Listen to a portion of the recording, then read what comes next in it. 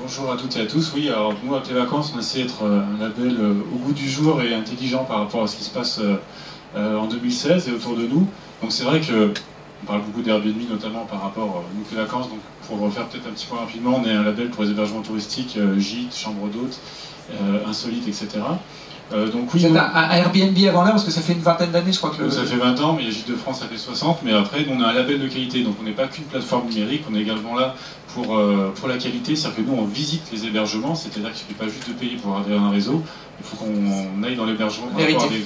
Hein, ça se mérite pour être sur votre poste. En tout cas, nous, on contrôle savoir si l'hébergement a le niveau d'équipement nécessaire. Il y a différents types de niveaux de confort. On passe tous les 3 ans d'un suivi qualité plus important. On essaye de ne pas dire qu'on contrôle les hébergements, on a plus un rôle de conseil par rapport à des choses obligatoires qui sont demandées par rapport à un niveau de confort, et également de conseil d'aménagement et de service, parce que de plus en plus, on est également sur du service. Donc, pour répondre à la question, bien sûr que nous, on essaie de travailler avec les gros groupes à l'heure actuelle, parce que sinon on n'existera plus demain. C'est-à-dire qu'on parle beaucoup d'Airbnb, on tire des fois sur Airbnb, mais nous on conseille nos propriétaires d'y aller, on leur dit de toute façon maintenant il faut être sur 4-5 supports de commercialisation. Et notre rôle, nous en tant que label, c'est d'être une boîte à outils, et vraiment de sensibiliser, de former, comme j'avais noté tout à l'heure, une armée d'hébergeurs qui soient acteurs de leur activité. C'est que nous, on ne fera pas leur boulot à leur place. C'est-à-dire qu'on va mettre en place des outils, on va les aider dans la commercialisation, on va les aider sur les aspects juridiques, les aspects fiscalité également, parce que voilà, ça évolue énormément en France, il y a des réglementations, il faut les connaître. Donc nous, on est là pour les sensibiliser, les informer là-dessus, dans les documents là-dessus. Mais on va vraiment leur dire, dans tous les cas, c'est vous qui allez gérer votre activité. Donc on essaie de leur dire que aujourd'hui ça fonctionne comme ça, s'ils veulent capter des clientèles, il faut faire ça, ça, ça, on va l'expliquer un petit peu, j'ai fait quelques slides. Mais c'est à eux un peu d'intégrer tout ça, de faire un peu leur propre popote après derrière pour essayer d'être au top pour accueillir les clientèles touristiques. C'est vraiment eux qui ont les clés, nous on les donne, mais c'est eux qui ont les clés vraiment pour bien faire le job et bien accueillir les clientèles, notamment les nouveaux types de clientèle. Donc je vais un peu éclaircir tout ce que j'ai marqué sur les slides. Donc ça, c'est vraiment les maîtres mots qu'on essaye d'insuffler à nos propriétaires. Donc, on travaille sur le fond et les formes, ce que j'ai marqué, parce que le fond, c'est vraiment la qualité d'hébergement. Mais ce qui est vraiment très important, c'est sa flexibilité, réactivité, visibilité, hospitalité, pas forcément accueil, mais vraiment le côté plus... on accueille les gens chez nous comme c'est la famille et les amis, chose qui est mis en avant Airbnb. Là-dessus, des fois, on prend aussi ce qui existe et ce qui est bien. Et professionnaliste, parce que de plus en plus, même si on est un réseau d'hébergeurs particuliers, si on veut faire les choses correctement, il faut les faire de manière un petit peu professionnelle. Donc bien sûr, un label comme Télévacances permet d'avoir les outils pour pouvoir le réaliser.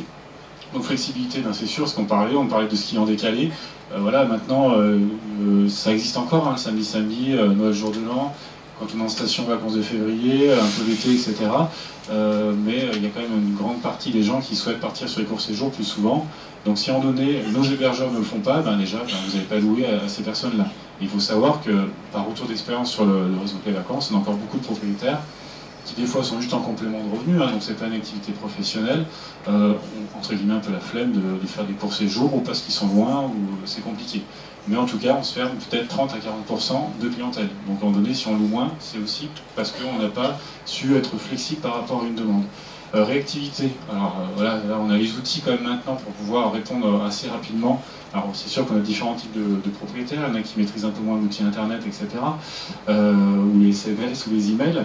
Mais en tout cas, voilà, maintenant on a des demandes, si on répond pas dans l'heure, si on répond dans l'heure, on a plus de 50% de chances de pouvoir bloquer cette réservation. Si on répond pas, si on répond 24 heures après, c'est fini. Personnellement, je pense que tous les gens qui font une recherche d'hébergement ou de transport pour partir en vacances, des fois ils mettent du temps avant de se poser dans l'ordinateur, mais quand ils décident de réserver quelque chose, si on n'a pas de réponse rapidement, on est passé sur un autre hébergement, surtout de l'offre, il y en a. Voilà. Donc il faut être très réactif, hein. Donc c'est vraiment le maître mot également. Visibilité, donc voilà ce qu'on disait tout à l'heure, on est en collaboration aussi avec d'autres plateformes numériques, parce que maintenant d'être sur un office c'est bien, un label c'est mieux, mais ça suffit pas. C'est-à-dire que il y a Airbnb, il y a TripAdvisor, il y a Booking, moi je parle plus pour les hébergements, hein, par rapport à notre expérience. On a Abritel Omnidays, et ben nous on est en partenariat exclusif avec Abritel et Omnidays, Bed and Breakfast pour les chambres d'hôtes, qui est le groupe HomeAway, où vous avez des réductions grâce à Clé Vacances pour pouvoir apparaître sur ces sites-là, et il y a des synchronisations de planning. Ça, on va voir ça aussi un peu tout à l'heure. Donc oui, il faut être sur 4-5 plateformes, il y en a c'est des commissions, il y en a c'est des cotisations, donc, mais maintenant, voilà, dire que juste Clé Vacances ou un office va vous remplir vos semaines de location, ça serait un petit peu mentir à nos hébergeurs. Donc on leur dit, voilà, mettez-vous sur des plateformes numériques. Donc l'hospitalité, j'en ai parlé tout à l'heure, ça c'est très important, il faut, voilà, les gens ils partent en vacances, ils ont envie de vivre une expérience. L'hébergement, particulier gîte ou chambre d'hôte, c'est vraiment le moment où on peut avoir des échanges, la convivialité. On est également, les hébergeurs sont également voyageurs à d'autres périodes de l'année. Ils savent très bien ce qu'ils peuvent attendre également quand on part en vacances. Il faut un peu un lien social, c'est le but. Il faut accueillir grosso modo les gens comme si c'était la famille et les amis. Généralement, quand on accueille la famille et les amis, on se plie un peu en quatre, on fait les choses correctement. Là, c'est la même chose et en plus, ils payent, donc autant bien le faire. Professionnalisme, voilà, donc c'est là on parlait un petit peu des nouvelles technologies. On a des paiements en ligne sécurisés, etc. On n'a pas de centrale de réservation avec les vacances. C'est aussi un gage qualité et pour le voyageur comme pour le propriétaire aussi. Donc sur le fond, c'est ce qu'on disait tout à l'heure, nous on est un label de qualité, donc on s'assure que les hébergements soient en adéquation par rapport à des demandes. Donc nous, nos critères, on les fait évoluer régulièrement.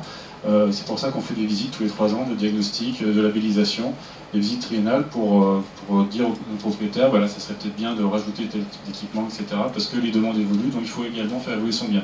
On voit bien que si on rentre dans un hébergement qui date des JO, mais pas de Rio, mais de Grenoble, forcément ça va un peu moins être au bout du jour. Donc les labels, on est là pour ça, pour dire attention, peut-être on est toujours un peu moins objectif quand c'est chez soi, des fois attaché à des petits un tableau, une moquette murale, je sais pas, mais en tout cas les gens qui vont venir chez vous ne sont pas forcément attachés à ça, donc il faut vraiment faire évoluer son bien, il faut quelque chose de cosy, il faut quelque chose de très accueillant.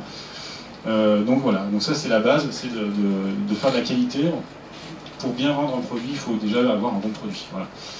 Donc ça c'est la base, c'est le fond. Les apéritifs thématiques qui étaient juste avant, c'était aussi un vecteur, une action concrète de ce qu'on fait nous au niveau du réseau. Là on en parle, donc c'est bien, des fois on dit des choses, après c'est plus compliqué de faire passer les messages au niveau des propriétaires. Donc les apéritifs thématiques, c'est un moment convivial, on va chez un propriétaire, on fait le tour du lieu. Souvent on choisit quand même un hébergement de qualité. On apporte tout ce qui est solide et liquide, et puis vraiment on aborde des thématiques. Ce qu'on aborde là, pour vraiment faire passer des messages, c'est-à-dire qu'on est là pour les sensibiliser, leur dire attention, ça fonctionne comme ça, ne perdez pas le rythme, parce que sinon, dans 5 ans, vous allez avoir plus de semaines de location. Donc ça, c'est une petite action qu'on a mis en place. Donc les formes, oui, parce que les formes, c'est tout ce qui va faire l'intermédiaire entre votre produit que vous seul connaissez et puis les voyageurs potentiels.